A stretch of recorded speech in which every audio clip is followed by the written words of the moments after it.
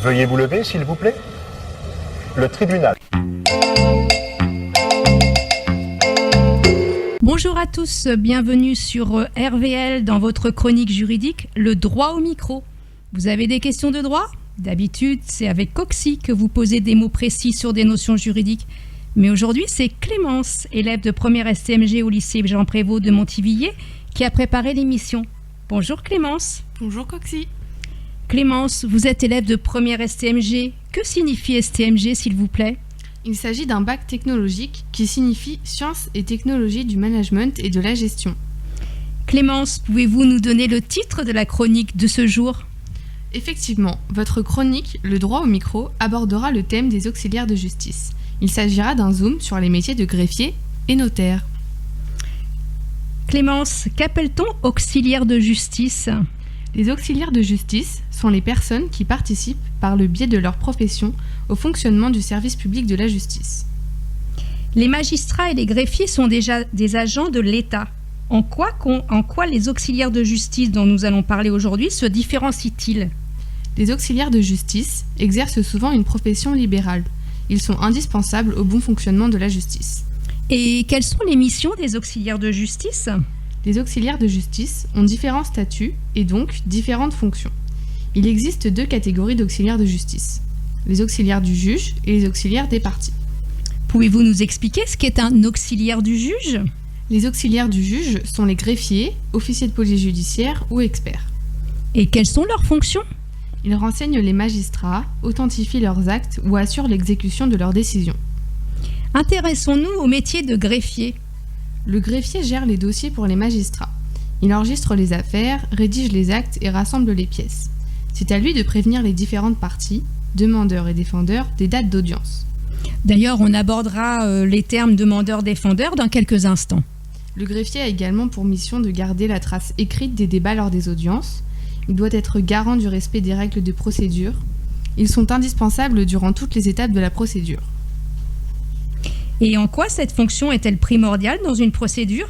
La présence du greffier garantit le respect et l'authenticité de la procédure, ce qui le rend indispensable.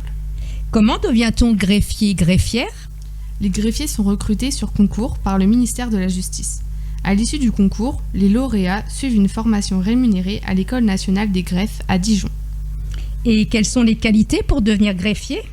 Pour être greffier, il faut de la rigueur et de la précision. Vous disiez à l'instant qu'il y a deux catégories d'auxiliaires de justice. Oui, effectivement, il y a aussi les auxiliaires des parties. Pouvez-vous nous expliquer d'abord ce qu'est une partie en termes juridiques et quels sont les métiers et fonctions de ces auxiliaires des parties ? Les parties sont le nom donné à l'une et à l'autre des personnes engagées dans un procès civil. Pour les distinguer, on dit le demandeur pour nommer la personne qui a pris l'initiative de la procédure et le défendeur pour désigner celle d'entre elles contre laquelle le procès a été engagé. Et pour les métiers et fonctions de ces auxiliaires des parties ? Eh bien, effectivement, il y a les avocats, notaires, traducteurs officiels. Ils interviennent avant et au cours du procès, principalement pour assister ou représenter les parties.